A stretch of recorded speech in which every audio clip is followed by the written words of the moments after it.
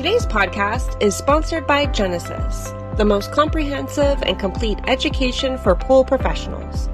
The Genesis Career Pathway for pool builders and design professionals puts your team on the right track to become masters of their trade. Thanks for joining us on another episode of Pool Magazine Podcast.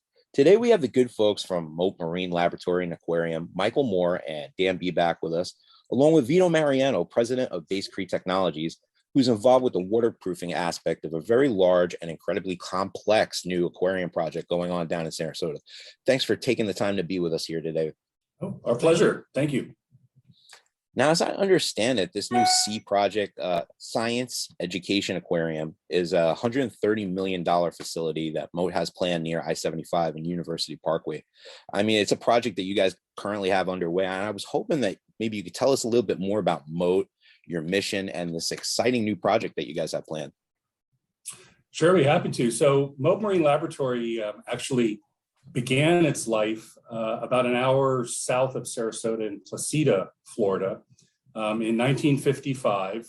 Our founding director, Dr. Eugenie Clark, was a young aspiring marine biologist. She had a lot of interest in shark biology, originally from the New York City area. She used to, when she was a young girl going to school, she played hooky and go hang out at the New York Aquarium and talk to the curators there and really develop that interest in the seas and interest in the oceans as a young girl growing up in Manhattan. The laboratory, its early sources were some initial small amount of funding from the Vanderbilt family, who were friends with Dr. Clark. And it literally started as a small trailer, a small boat dock, and a little John boat, and Dr. Clark and a volunteer. And from then, we've had the good fortune of really expanding and growing over the years, moving to Siesta Key in the 60s, and then to this current location on City Island, the main campus on City Island in 1978. And we are first and foremost a marine science research laboratory. And the aquarium concept grew out of some scientists here in the 1970s who really thought it would be beneficial. Mr. Mote, there was a Mr. Mote. People sometimes wonder what does Mote stand for. They think it's an acronym or something like that, but there was a William R. Mote. And he took a lot of interest with Dr. Clark in the late 60s.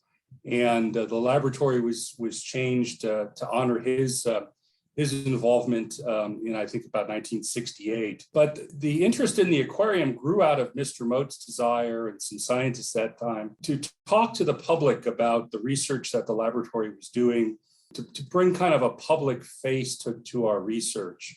And the original aquarium opened on City Island here in 1980. And since then, we've had the good fortune of growing all areas in the research and the aquarium, the education, really all working very closely together. The research enterprise gives us a lot of content to talk about in the aquarium and the education programs. And it's a real world research, real world applications now spanning globally. We have research activities all over the planet. A lot of people, if they visit us in Sarasota, or they live in Sarasota area or Florida, they think that we're just a local organization. That's not true. We've got now 6 campuses in Florida. And as I mentioned, we do work internationally. The impetus for really the science education aquarium and the new aquarium is again tied to the research and the growth of research. And on our City Island campus here, we are literally out of room. And so the idea came to us about 7 years ago. And we thought about, where we are here is a great place for a marine research laboratory, probably not the best spot for a public aquarium or public institution because we're on a barrier island. It's difficult sometimes to get to us. And it's difficult for school groups to get to us too, because of traffic congestion and that type of stuff. So the concept was to build a new state-of-the-art science education aquarium, focusing not only on the public exhibits, but also on STEM education. You can have 3 state-of-the-art classrooms there.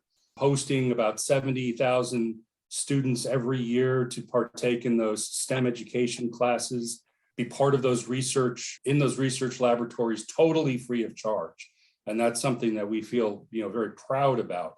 And so the planning began in earnest about 5 years ago. A site was selected in Nathan Benderson Park, which is right along I-75 and University Parkway. And we've been diligently working on the design, and Michael, my partner here, on the fundraising, and we're happy to be finally under construction. So.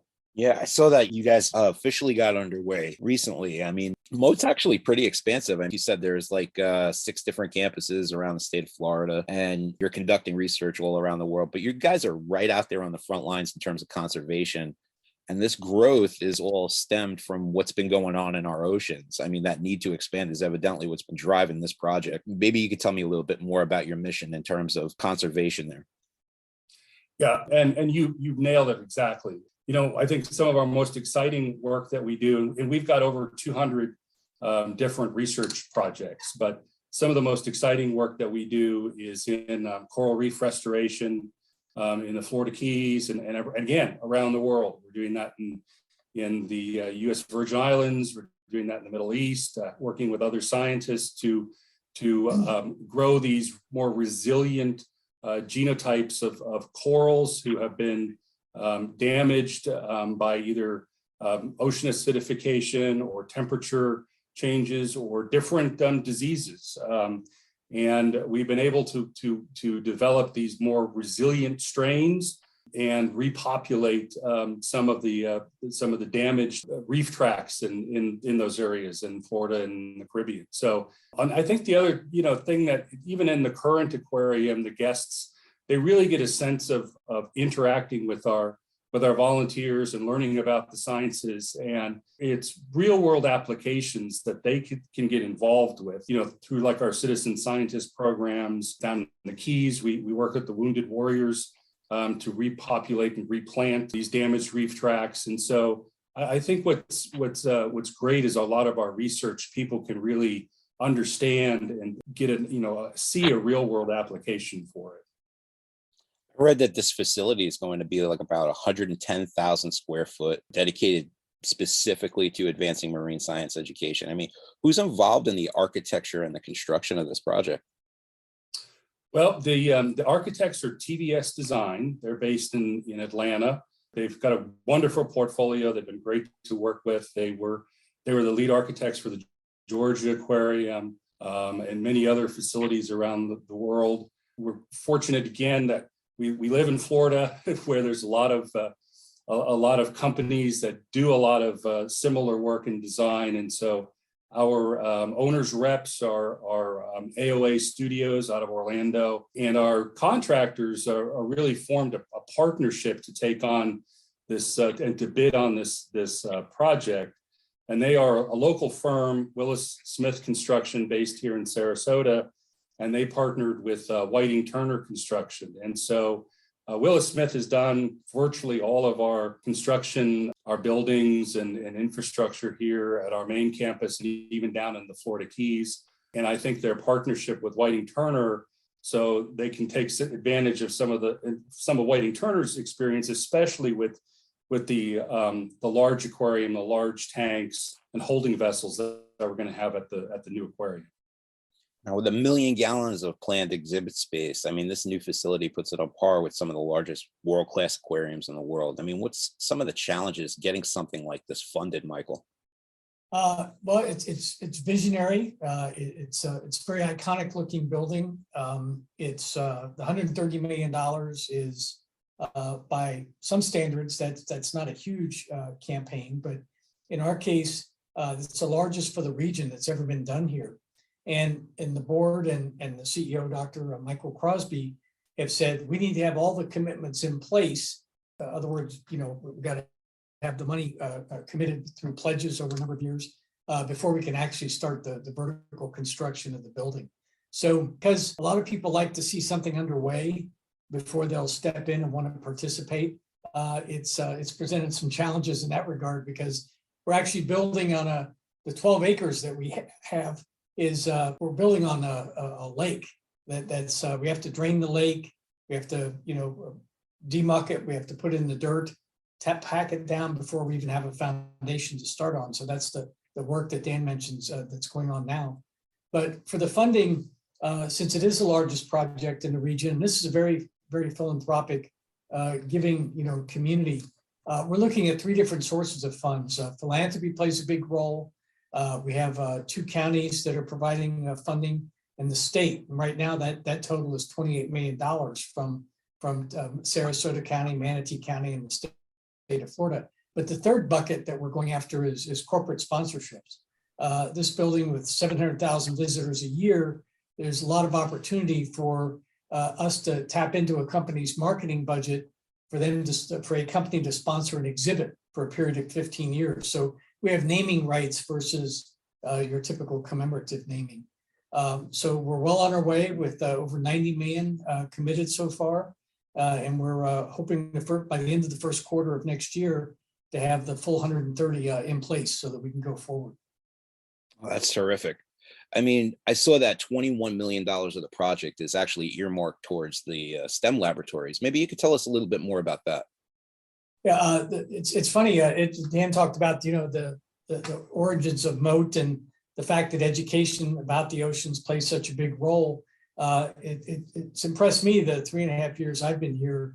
The amount of education that we do, whether it's on site or it's virtual, because we reach out into, I don't know, about 38 states, 20 countries with a lot of our programming. So it's just an extension. We're building on education that we're already doing by having these 3 STEM teaching labs. And as Dan said, we're designing curriculum, working with the school districts to come up with courses that help meet the requirements that these teachers have to teach to at the state of Florida standards. But another piece of it, in addition to these 3 STEM teaching labs, one's marine ecology, the other is ocean technology, and the third one's a biomedical. We do some research in the area of dealing with human cancer as it relates to sharks and their, I guess there's multiple types of research projects that are going on that relate to the cancer right now. But the other area is the 4 laboratories that we have that are workforce development for whether they're interns at the college, high school level, or people looking to gain a skill set that could help them in other types of jobs. And it's interesting that of all the funds we've raised so far, people care about the research, they care about the coming and seeing the exhibits, but the area of education has been one that's been predominantly the largest draw to this point. So on this specific type of facility, I mean, there are tons of different environmental concerns when using the different materials to construct these kinds of enclosures that'll have to support marine life. I mean, this isn't like building a pool. Who are some experts that you're consulting with when planning these types of research enclosures and habitats? Well, you raise a good point. There's a lot of similarities with building pools, and there's obviously differences.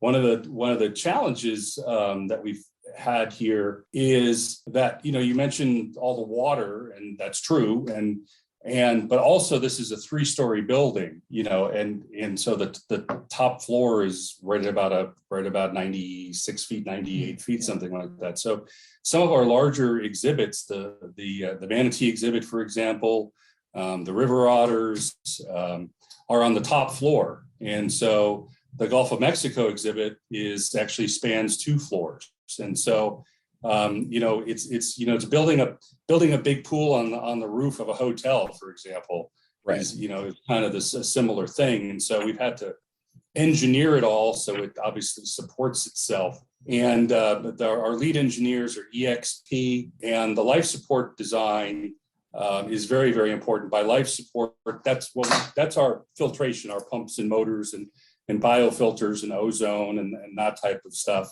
And that's being engineered by PCA Global out of San Diego. So very, very respected companies. Actually, Paul Cooley, PCA Global, has worked with us from the very beginning here in 1989. They actually did the ozone system for our existing shark tank. So there's a lot of materials, working with with Basecrete's been great. Basecrete actually donated materials that we've used here at our existing facilities for our river otters, for our gators habitat, our caiman habitat, and it's been great products. So, it's got to be, all the products need to be resilient, obviously, because we're in there scrubbing down walls. Animals are rubbing up against it, and they're pretty rough on materials. And of course, they have to be non-toxic, because we have animals living in there. There is going to be one similarity, and that's we're going to have actually a dive program in our large Gulf of Mexico tank. And so if you like to scuba dive, or if you like to snorkel, we're going to have programs where you can join our staff and experience what it's like to be in one of those big habitats with the animals. And so we're pretty excited about that as well. Seeing that these vessels are suspended, some of these enclosures are going to be on the third floor of a vertical structure. This all presents some challenging engineering problems.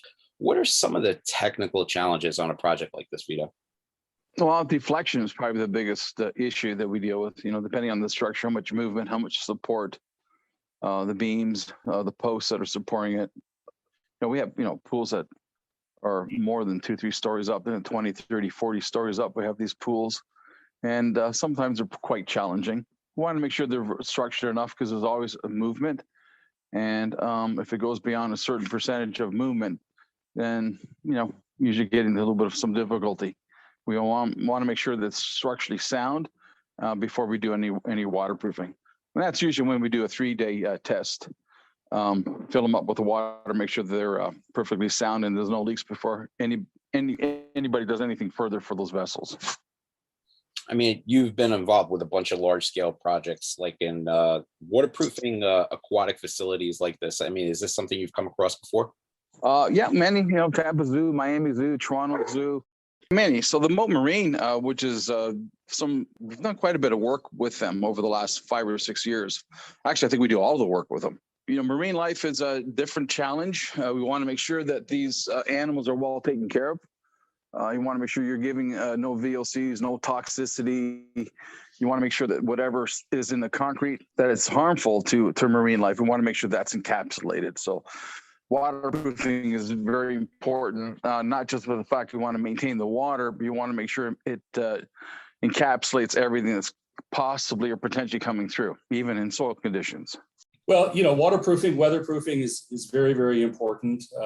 And also looking at the concrete mix. There's a lot of proprietary additives and concrete mixes to help avoid water intrusion, cracking, that type of stuff. We also, the aquarium's inland. We're about 10 miles from the coast.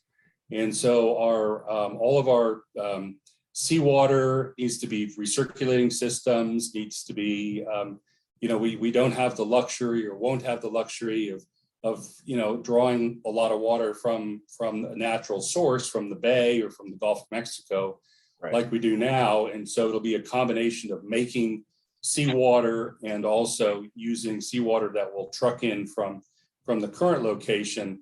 But that's not a problem. It's just part of the design. If you think about, I mentioned the Georgia Aquarium, there's a lot of aquariums that are further from the coastline than we are. Epcot Center, Living Seas is in Orlando with millions of gallons, and so are many aquariums. So it's just the engineering for the life support systems, and we've got a lot of vessels that will be holding water, and much like pools, some pools, we're going to be using giant sand filters in a lot of our filtration. And when you backwash those sand filters, for example, in a pool environment, that backwash water is wasted, and that's carries the waste product, and that's what it's designed to do.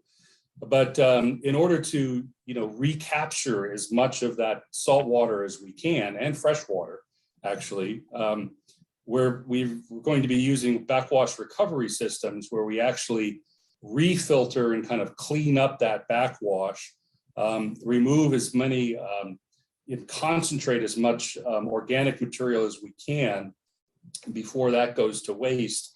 And also we're going to have heat exchangers that recapture the thermal mass in those, because we have to heat water, we have to cool water. All of these tanks require different temperatures, all the way from the manatees to our penguins that we're going to have. There's vast temperature differences there. And to save on electricity, and we also then recapture that heat and that cool from those backwash waters to save as much as we can on utility costs. That's very forward thinking, and it's a sustainable technology like that is green for the environment, lower carbon footprint. I mean, these are all great things. In constructing this facility, I saw that it's going to be done in stages, right? I mean, the vertical portion is planned for 2022. What are some of the different phases of milestones before the facility is actually operational? Well, as Michael mentioned, the first one that we're in now is building the building pad. It is the main building pad is in what's currently a lake that's there, a man-made lake that was part of the rowing facility. That's still very, very popular and active there. And so that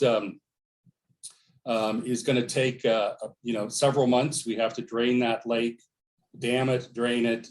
There's some pipes that we have to move that are in the lake. If you drive by I-75 now, you'll see a lot of concrete pipes along there. Those are the new pipes that are going in under the lake. We've got about 140,000 cubic yards of dirt that we need to move in and compact it before we're ready to go vertical. When we go vertical, the next phase will be all of the pilings. We're up to, I think, just a little over 280 pilings, concrete pilings that are going to be auger cast pilings. And they go down to bedrock, which is 90 feet. And so, again, that's to support all that water and all that weight, 3 floors. And then we start building, the tanks, the vessels, and the building itself. And this is a kind of a building that you can't just build the building and then build the tanks in or move the tanks in later. They're integral to the engineering is integrated into the building itself. And so you'll be building the building and the tanks all at the same time, floor by floor. So those tanks are like load bearing, so they're part of the engineering specs, right? Absolutely, yeah. Right. I mean, it's incredible. I mean, I've seen some of the artistic renderings, the 3D renderings that have been part of the initial push for funding on this project. It's incredibly exciting that the project is now officially underway. I mean, how long do you foresee it being before you're able to get scientists, researchers, equipment, animals into the facility? I mean, I guess that means you're fully operational at that point. How long do you foresee construction taking before that happens? Yeah, well, once we go vertical, we've got about 2 years. Fingers crossed, no hurricanes, no bad weather. We're actually going to be moving in animals probably about 4 months to 6 months before we open to the public.